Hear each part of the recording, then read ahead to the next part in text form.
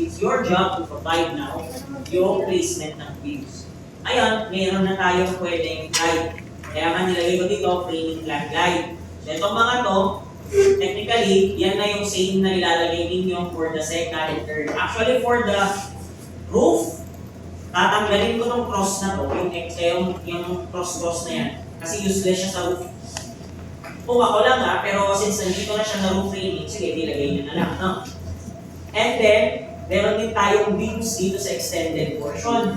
Dito sa may side na to, kung nasaan yung fire exit. So technically, yung fire exit natin, meron siyang beams na magbubuhat sa kanya.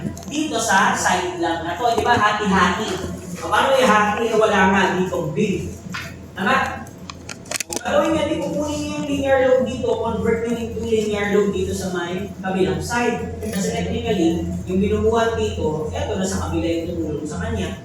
Tama? Kasi ito ay connected sa kabila. No? So, nandito na yung tumulong sa kanya. Then yung kalahati dito is na naman sa babang beam sa other load. So, technically, magbubuhat yan. Itong beam na nandito at yung nasa gilid dito. So, convert that into a pressure load acting or linear load pala acting side, no? Based on this sit. Ayun, dito naman sa stairs, ito alam siguro yung sige, ibigay ko sa inyo na kulang ko dito. Kasi yung stairs natin nandun dito sa part na to. So yung beam yun, dyan din dapat. Kung wala kasing details, baka ito na yung gamitin nyo yung 2 meters, no? Na nandyan na yung last na beam natin for the stairs. Ibigay ko na lang yung length ng stairs hanggang dito kasi kailangan din ng intermediate beam dito. Nakuha ba? Kasi sabi ko nga sa inyo, it's your decision to put intermediate beams. And dapat talaga meron dito after the stairs. Kasi saan nyo rin yung nakawit yung bakal nito? Pwede sa slab. Pero kung sa slab mo siya ilalagay, it's malamang mangyayari dyan, it's the slab that will carry yung point loads acting from this stairs. Mas magandang lagyan nyo na lang ng beam. No?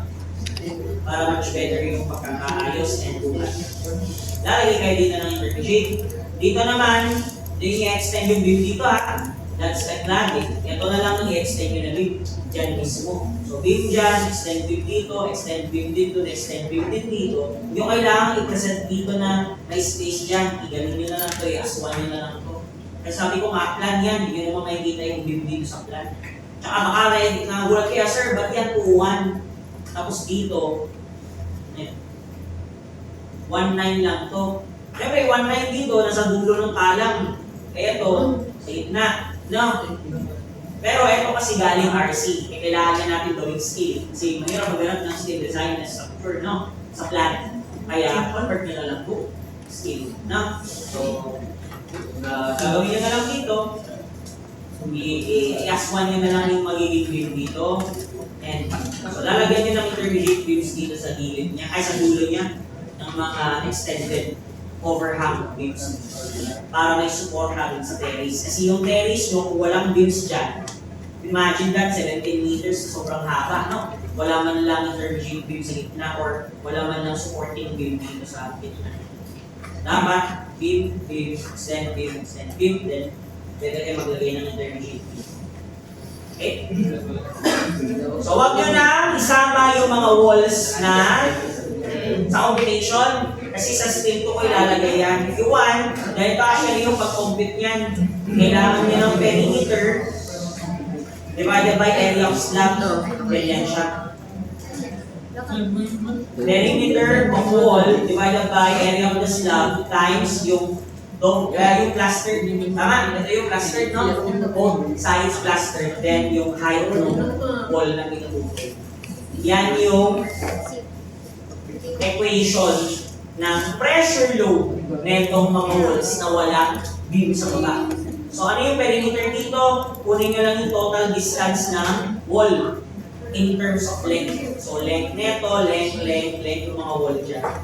Then, kung sa slab siya nakalagay, yung ilalagay ito. Kasi perimeter is meter times height meter divided by area meter squared. Ang maiiwan na yung kilopascals. So technically, yung mga bigat ng walls dyan converted to kilopascals acting on the slab. Ganun na mangyayari. So ignore nyo na muna yung mga wall na bigat dyan. Huwag nyo munang isama sa combinations. Okay? Yan lang. Then yung sa part scene nga, sabi ko nga kanina. Yun yung medyo may complication pagdating sa nila. Wala naman ang iba. Kaya niya ka ba pala?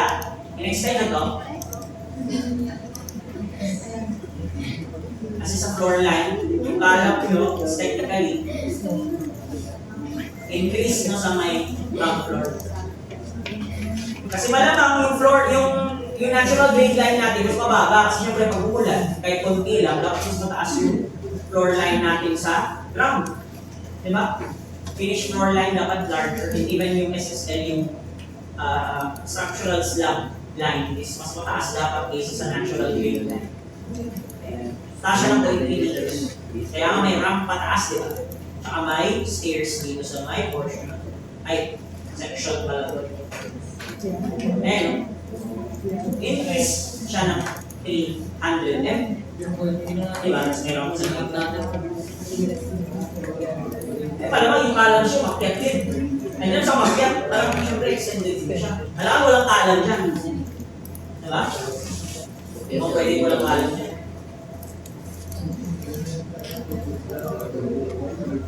Tama lang yung extend. So, yun na. 3.7 ginamit na. So yun lang, may mga questions pa kayo dito. Madami. Ano din? Ano?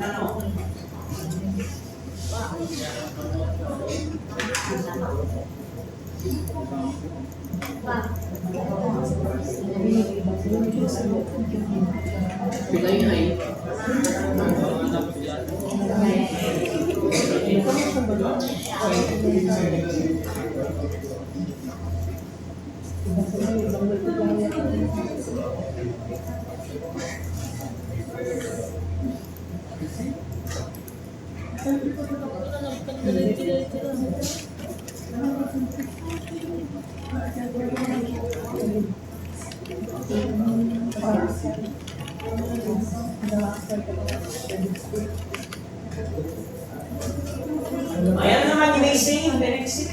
Ipapasa na lang siya Thursday after the exam. So next week. Next week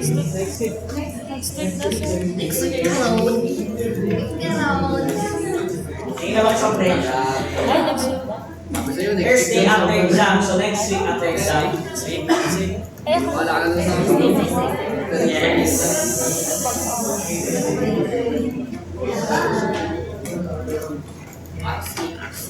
Yes.